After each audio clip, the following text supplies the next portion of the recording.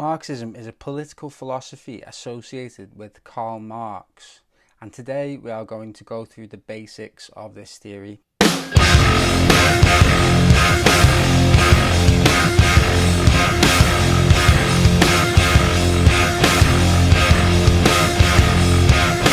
So Marxism is associated, amongst other people, with Karl Marx, Friedrich Engels, who was a close confidant of Karl Marx throughout his life and the co-author of the Communist Manifesto, Louis Althusser, and Antonio Gramsci. And first of all, Karl Marx wanted to help understand and help fight as well a system that he called capitalism. And capitalism for a Marxist is defined as the private ownership of the means of production. The means of production meaning the methods of creating wealth. So in this sense, he meant primarily factories. So people own factories and they use the labour of other people to make money. And in fact, Karl Marx thought that class struggle, the struggle between the classes, was a fundamental feature of our society. And in fact, to quote, he said, "The history of all hitherto existing societies is the history of class struggles." And in terms of class struggle, he basically thought that there were two classes who were constantly struggling against each other. In this case, he thought they were the rich and the poor, or, to give them the Marxist terms, the bourgeoisie,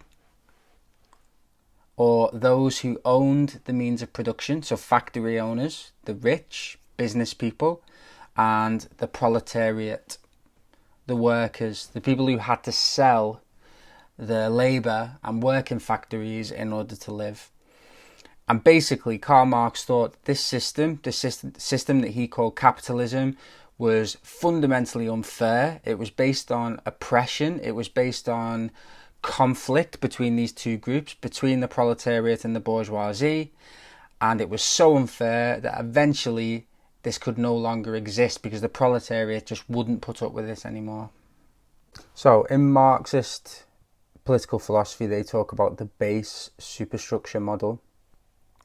Essentially what that means is the economic base, the economy, in this case capitalism, the capitalist mode of production, determines the superstructure, and the superstructure is all other institutions through which the bourgeoisie maintain their control.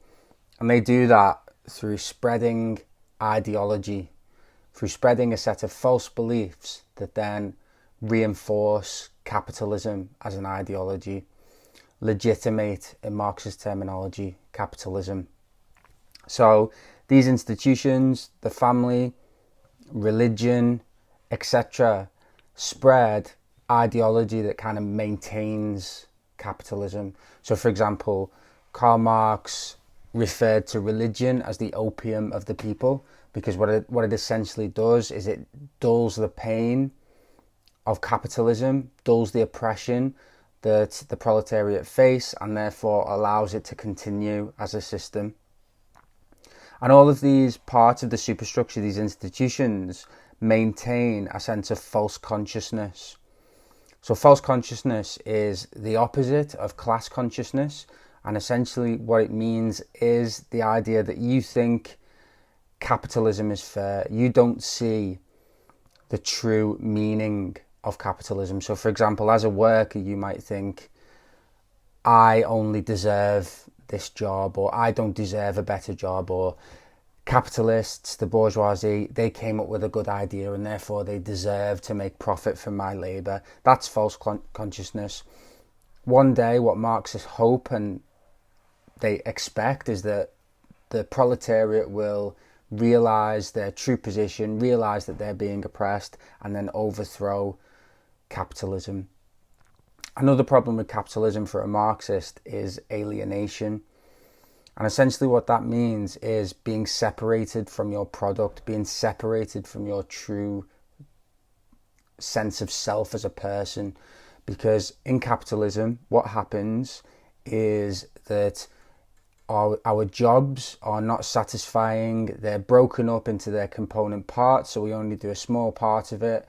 But also, at the end of the day, at the end of the week, at the end of the year, we have nothing to do with that product, and our boss sells it to make profit from our labor. So we don't feel a sense of pride as we would have done in the past from having made a chair or a violin or whatever in a workshop. What we feel is a sense of alienation from our true sense of self.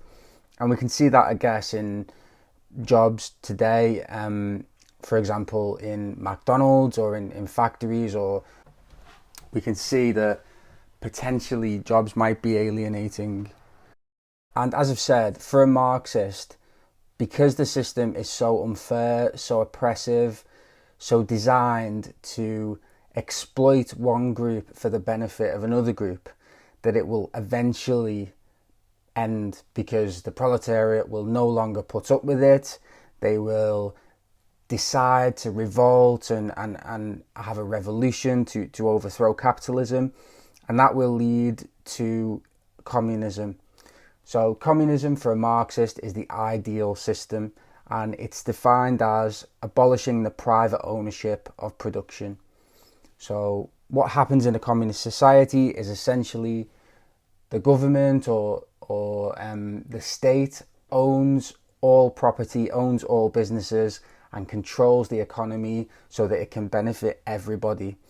And obviously, Marxist ideas have been very influential in a number of countries, for example, in Russia, in Cuba, in China.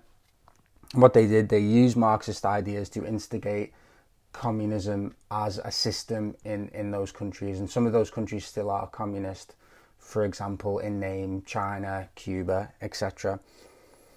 And just to draw attention to the differences in Marxism, so obviously Karl Marx and Friedrich Engels were the originators to some extent of Marxism, but theorists such as Louis Althusser, who's a structural Marxist, and Antonio Gramsci, who's a humanist Marxist, they had kind of slightly different ideas to Karl Marx on what was going to happen in society and how communism would come and things like that. So Gramsci thought that the population can resist the hegemony of the bourgeoisie, and we could formulate new ideas and fight against this to bring a communist revolution.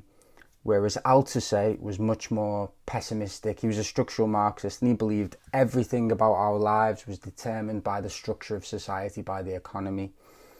All that we could do really was wait for the contradictions of capitalism to show up, and therefore to instigate communism. We couldn't force the issue by ourselves by protesting and things like that. Obviously, some people have criticised Marxism and many people have evaluated the theory. In terms of positive evaluations, a pro is that transnational corporations such as Amazon, such as Apple, are increasingly powerful in the modern world. In fact, if you look at the 100 biggest economic entities in the world, the majority of them are actually corporations. So corporations now are richer than nations. In terms of a negative evaluation, a lot of people draw attention to the failure of communism or the perceived failure of communism. Communism wasn't successful in many countries, it wasn't successful economically, and it also led to a lot of suffering and a lot of death in the countries in which it was the economic system. Postmodernists call Marxism and other theories meta-narratives. Basically, Marxism tries to explain too much, it's too generalized. Nowadays, we live in a society which is much, much more complex, and therefore we can't use any one theory to explain society. So I hope you benefited from this. Thanks very much.